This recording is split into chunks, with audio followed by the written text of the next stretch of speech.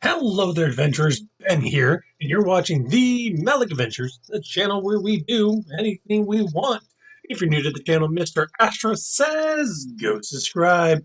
And if you're returning to the channel, Mr. Rocky gives you a heavenly hello. And of course, the cats are going to ask you to like the video, subscribe, and comment, share the video, and comment down below. All that fun stuff. Today we're still on our Philadelphia vacation. It is day 8.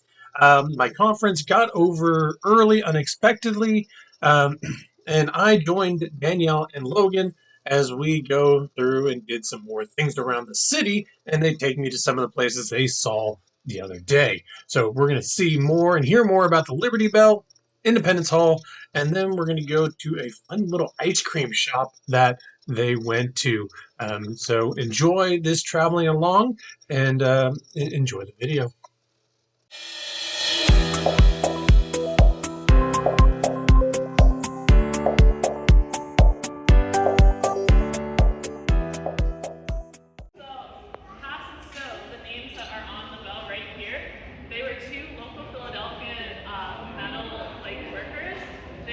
They always had worked with metal and whatnot, but they had never ever recast or fixed a bell before. This is their first and last bell they ever did. So when they did that, they actually took a cast of the bell, so multiple different, more or less of clay, basically, in stone. They took a cast of the bell, then they actually chopped up the remnants of the bell and melted the whole bell completely down. The only thing that they added was their names cast in stone. Both of their first names were actually John, ironically enough. And then when they finally recast the bell twice, because the first time it still sounded horrible, because they had never done it before, the second time they actually added trace amounts of gold, lead, silver, and arsenic. So this was actually made up of majority bronze, so maybe made up of copper and tin, but to make the bell sound better, they added those trace amounts of other metals in there. But much like mixing a cake or mixing concrete, if you get the ratio wrong, it's more prone to cracking. Yeah, it's becoming more brittle. But so it actually, once they had fixed it, we called them Independence Hall, also the state house at the time, and it actually was not called Independence Hall at that time. So a period of time going back, mainly because it wasn't called the Liberty Bell until the abolitionist movement. The abolitionist movement was the first movement to actually call the Liberty Bell the Liberty Bell. And actually, it's due to the inscription on the bell. It reads counterclockwise and says, "Proclaim liberty throughout all the land and to all the inhabitants thereof." Leviticus chapter 25, verse 10, and that actually references a Jewish tradition of the Jubilee. So all of their servants were released to freedom every 50 years. Hence, with the abolitionist movement, they did take that passage and use it for their movement. It actually wasn't until the abolitionist movement that used the bell as actually a force for political rights movements, that the bell actually became more famous. Independence Hall actually hung for 90 years before it actually cracked. But then when it actually came down, they had tried to fix it one other time, and that's actually what this is. What most people think is the crack is actually the repair to the bell, and the reason why they actually widened it is because when the bell vibrates, the walls vibrate against itself, so it actually makes it sound much more dull. So they actually widened that. It worked for about a couple hours. Unfortunately, it didn't work for that long. The reason why they did the repair, though, was in 1846. That was the last time the Liberty Bell was ever rang. It's because they were ringing it for George Washington's birthday. So right after they did the repair, they rang the bell. And then the hairline track emerged. The second track emerged. It goes all the way up to the TUY in Liberty. Ultimately, that's over half of the bell, 3 feet long. Ultimately retiring the bell. As I said before, it was actually during the abolitionist movement, once the bell was physically already broken, that the bell became the most ubiquitous for both the abolitionist movement and the freedom we have yet to gain. Thank you so much for listening to my bell song.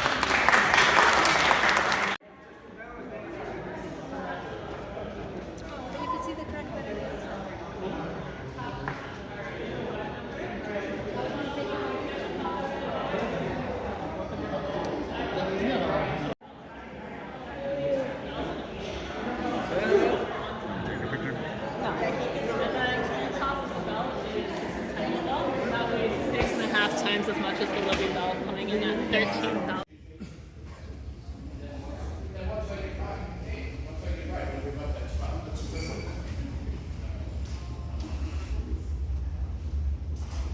Okay, if anyone wants to take a picture without, we declare ourselves a nation. So I think no doubt about it. Number one, how to get there. It's the end result of a very contentious decade, speaking of the 1760s, between on the one hand the British Parliament, on the other hand their American colonies. British Parliament would say, we just defended you from the French and the Indian threat. That costs a lot of money. Isn't it only fair? You pay something back to us? Colonists would say, well, who's determining how much we pay back? You in your parliament. We, sir, have no representation in that parliament. That is simply taxation without representation. About some folks, Genesis 17 phrase. Both sides can't understand the other. Why can't we just pick up a phone and go across the Atlantic? I know, go on TV, have a press conference. No. Something happens, an action is taken on one side of the Atlantic Ocean. News of that action does not reach the other side for 4 to 6 weeks, depending upon prevailing wind, depending upon the quality of the ship, taking a message back and forth. So both sides are drifting apart. It will finally descend into violence. Let's have a show of hands. Raise your hand right here in this room. You ever heard of something called the Boston Massacre? Raise your hand. All right. Now the Boston Tea Party. Raise your hand. These events happened over a couple hundred years ago, and we still know their names today. The Boston Tea Party takes place December 1773. For Parliament, that was it. They had had enough. Till that tea that is destroyed for, is paid for, Boston Harbor is closed to civilian trade. None in, none out. It scares the other colonies that Parliament can do something this bad, this severe. None of us.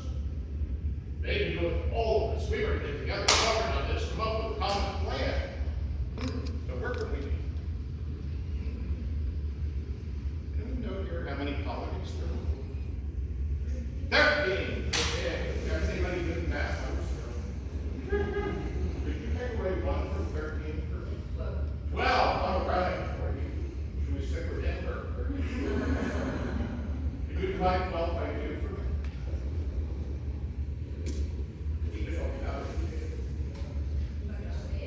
Yeah, go for it. 6, okay. We have determined there were 13 colonies. We took away 1, the colony of Pennsylvania. That leaves us with 12. We got that 12 divided by 2. And what do you get?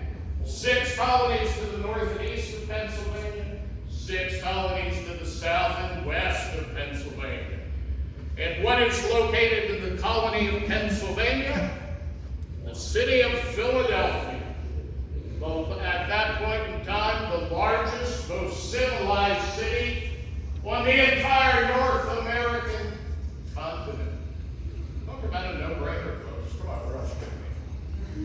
The assembled colonies meet in the fall of 1774 in something called the First Continental Congress. First Continental Congress does not meet in this building.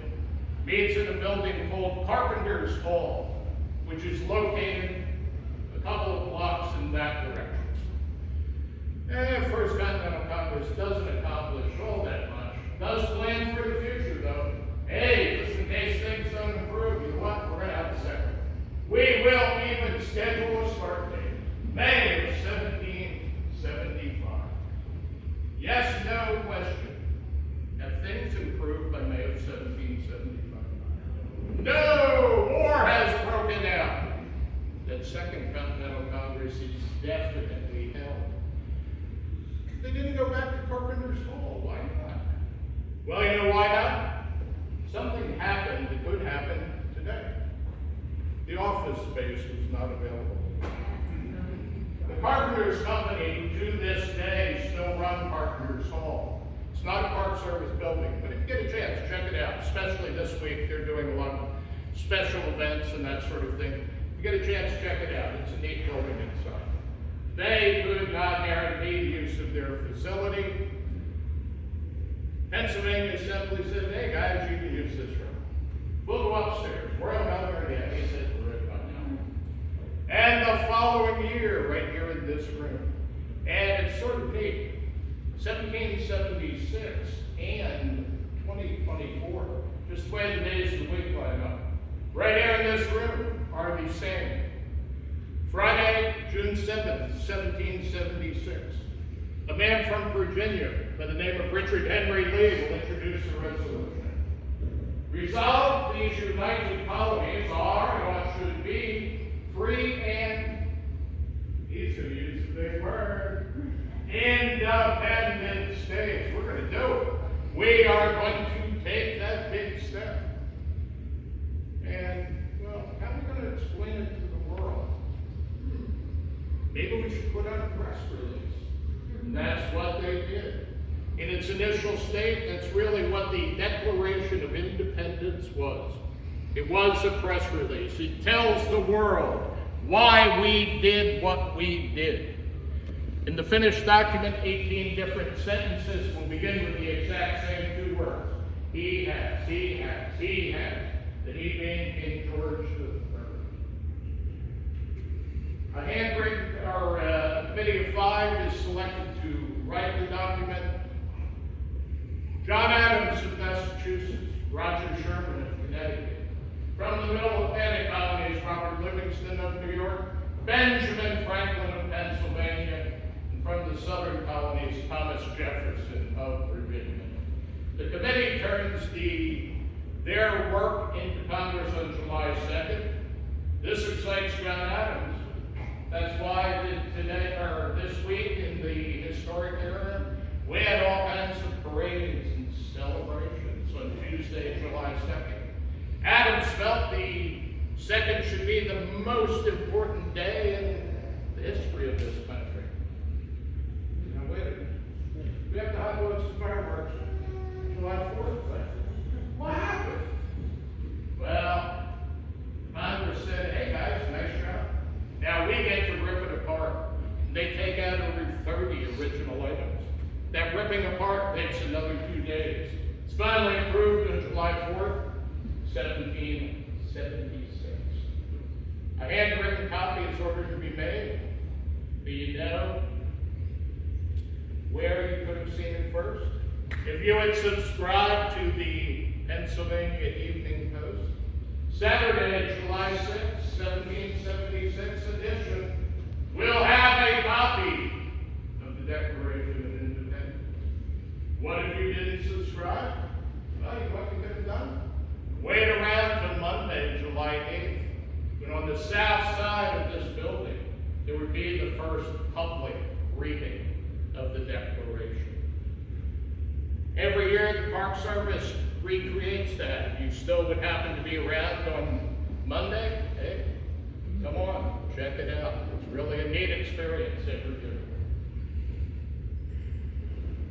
A handwritten copy of the Declaration is ordered to be made. In the room you are standing in, folks, August 2nd, 1776. Yeah, they have the real one for the National Treasurer book site over in Congress Hall. There's a story that goes with why is John Hancock's signature so large? The myth is supposedly Hancock boasted, I'm signing so large, King George III won't need his spectacles to read my signature. The reality, more likely, and I bring this up to emphasize the fact, all of the people we speak about, all of these men, they were real people. They weren't just portraits in a book, pictures, hanging on the wall. They were real people. Put yourself in John Hancock's shoes. Are you going to tell me you have never been part of a large group of people signing a birthday card, signing a sympathy card, and you're going first, you don't realize how much room you have or you don't have? That's probably a lot closer to the truth. But whatever the truth of the matter is, that's the least important thing about it. The important thing is what these men did here in this room. They pledged their fortune, their honor, their lives to this undertaking. Woo! There guy goes again, pulling out all this stuff. Yeah, I think I'm justified. Signing of this doesn't end the American Revolution by a long shot. It won't end formally until 1783. And then we have to decide on one country, 13 little countries, or do we invent the nation? We do it right here in this room in 1787. Now folks, I've been doing these stories for a very long time. And after a while, even without that visual clue right out the door of the next courtroom, I get the feeling we are going to have to start to wind this up. You will have to grant us the pleasure of your company another time. Maybe a bit of tour leads a little more with that constitutional summer. I will, though, leave you with one item from that summer. And at the same time, answer one of the most asked questions whenever somebody comes to an historic site. Hey, what's original? What was here when they were here? Answer in this room, hardly anything, which could be deflating. I know I'm selling it as the most important historic site in this country. Yes, it is, because of what happened in here, not because of how it was furnished. What you are looking at is a very accurate, okay, we already did discuss the evolution, a very accurate reproduction of how everything did look when the events we speak of took place. National Park Service took over this area in 1948 from the city of Philadelphia. This was a city of Philadelphia office building until 1905. National Park Service took over in 1948 and recreated the interior. Simple north to south seating arrangement, meaning the men from the New England colonies were over against those windows, just bring it around, New Jersey here, Pennsylvania there, keep on going south in that direction. There is one original piece of furniture that has to do with the Constitutional Convention. In that convention, George Washington was the president of the convention. This is the chair Washington sat in all summer long. At the end of the convention, Benjamin Franklin makes a statement about the unique design on the top of Washington's chair. He had wondered, was it a rising sun? Was it a setting sun? But now, based upon what we have accomplished, I am truly pleased to believe this indeed to be a rising sun. So folks, on that note of optimism, we know whatever you do in life, always good. And on a high note, that does bring the tour to a conclusion. Now, do not do this yet. Well, what we are going to do is to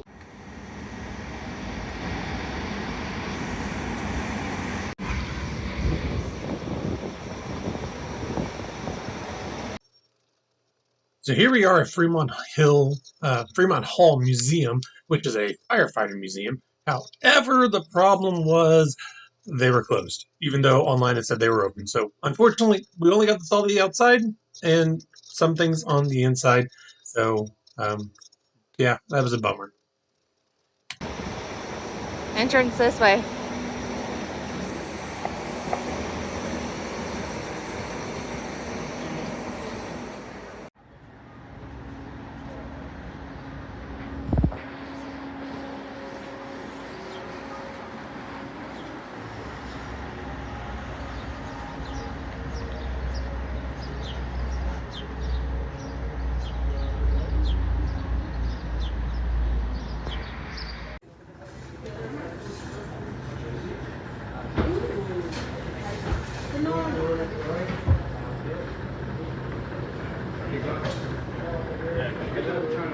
Be careful, Ben.